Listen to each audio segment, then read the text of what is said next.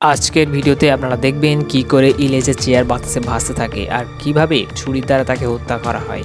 কেন ইলিশ জাদুঘর জোরাবরের জাদুকে বেইজ্জত করে, সিআইডি কেন তল্লাশি করে জাদুঘর জোরাবর আর মল্লিকার বাড়িতে, কেন সিআইডি জাদুঘর জোরাবরের অ্যাসিস্ট্যান্ট রোশানকে ধরার জন্য ছোটে, এর পেছনে কি কারণ আছে, সিআইডি কি খোঁজ পাবে ইলিয়াসের খুনিকে।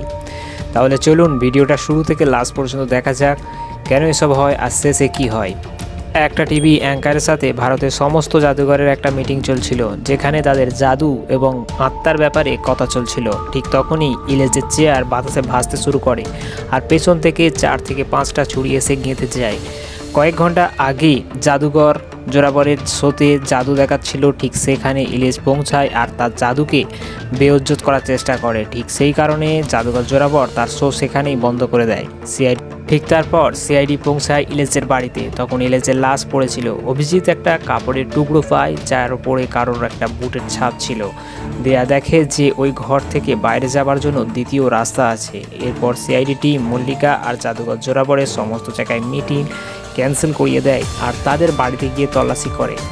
পরে ডক্টর সালুকে সিআইডিতে বলে যে ওই ছুরিতে জোরাবরের হাতের ছাপ আছে আর ওই কাপড়ে যে জুতোর ছাপ সেটা জোরাবরের, এমনকি ওই কাঁচের গ্লাসে যে লিপস্টিক আছে সেটা মল্লিকার। তখন দেয়া বলে যে মল্লিকা বলেছিল ইলিশকে সে জানে না, তাহলে ইলিশের ঘরে সে কী করছিল। তারপর সিআইডিরা মল্লিকা আর জোরাবরকে ব্যুরোতে নিয়ে আসে আর তাদের জিজ্ঞাসাবাদ করতে থাকে। আর যখন তারা সিআইডিতে সব কথা সোজাসুজিভাবে বলতে চাইছিল না, তখন পূর্বী মল্লিকাকে মারার জন্য তৈরি হয়ে যায়। তখন ইলিশের শোয়ের পর মল্লিকা তার সাথে দেখা করেছিল আর সে ইলিশকে মারেনি।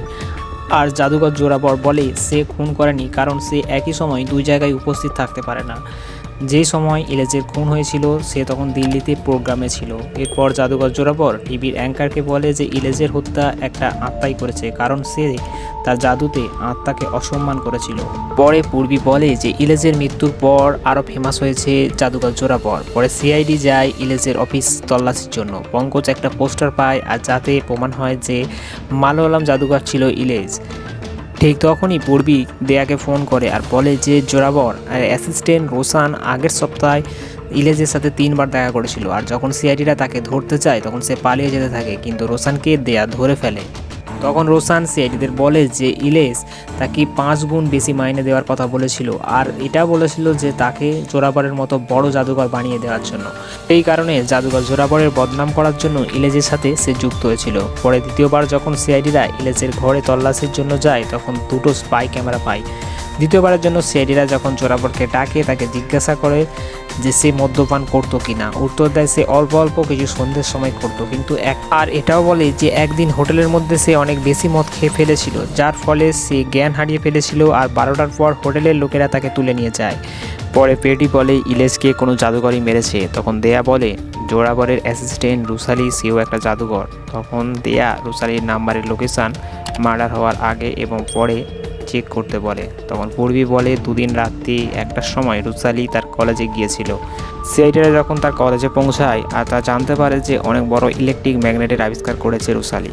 পরে সিআইডিরা বড় জাদুঘর প্রভাকরকে ডাকে আর তাকে জিজ্ঞাসা করে ইলিশের মৃত্যু কিভাবে হতে পারে। তখন সিআইডিদের বলে যে কোনো ইলেকট্রিক ম্যাগনেটের মতো কোনো জিনিসের দ্বারা হয়েছে। সে এটা বলে যে জোরাবর প্রোগ্রামে কোনো ইলেকট্রিক ম্যাগনেট ব্যবহার করতো না। আর তখন সিআইডিরা একটা প্ল্যান বানিয়ে খুনিকে ধরার জন্য জোরাবরের প্রোগ্রামে খুনিকে ধরার জন্য সিআইডিরা যায়। খুনি অন্য কেউ ছিল না, ছিল রুসালি। তখন পূর্বী তাকে জিজ্ঞাসা করে সে ইলিশকে কীভাবে মেরেছে। আর সে যখন চুপ করে থাকে তখন পূর্বী তাকে এক বক্সের দিকে জোর করে নিয়ে যেতে থাকে আর তখন সে সব কিছু সত্যি বলে দেয় যে মৃত্যুর জন্য সে দায়ী। তখন সমস্ত সিআইডি অফিসাররা ওখানে পৌঁছায় আর কার কথাতে সে ইলিশকে খুন করেছে। সিআইডিদের কথা মতো রুসালি যখন তার সাথে দেখা করতে যায় সিআইডিরা তাকে ধরে ফেলে আর এর পেছনে অন্য কেউ না, ছিল জোরাবরের ম্যানেজার। সে তখন সিআইডিদের কাছে সব কিছু স্বীকার করে আর সে সিআইডিদের বলে সে কেন এটা করেছে, কারণ ইলিশ তার সাথে ব্ল্যাকমেল করছিল, তাই সে তাকে মারার জন্য রুসালির সাথে মিলে একসাথে তাকে মারার প্ল্যান করে আর পরবর্তীকালে তাকে হত্যা করে। সব কিছু শোনার পর সিআইডি তাকে সাজা শুনিয়ে দেয়। তো বন্ধুরা, ভিডিওটা ভালো লাগলে লাইক করবেন এবং আমাদের চ্যানেলটি সাবস্ক্রাইব করবেন আর প্রিয় বন্ধুদের সাথে শেয়ার করবেন। ধন্যবাদ সকলকে ভিডিওটা লাস্ট পর্যন্ত দেখার জন্য।